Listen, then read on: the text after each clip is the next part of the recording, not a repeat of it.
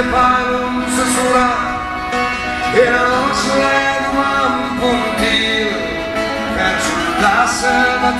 te domani. Ciao a tutti, mi sono Pietro Kociancic e sono all'ippodromo di San Sir,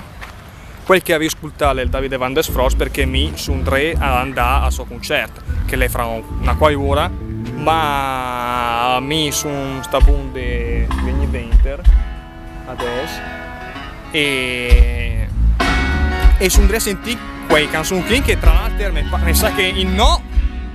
canzoni già pubblicate ma inediti, dunque è un'anteprima perché so che lui farà il disco alla fine dell'anno e dunque la dentro di canzoni pensi se le minga una cara e dunque avevi leggiù che aveva di inediti dentro a questo concerto in che è il 20 di lui del 2013 e su me che sarà in sci.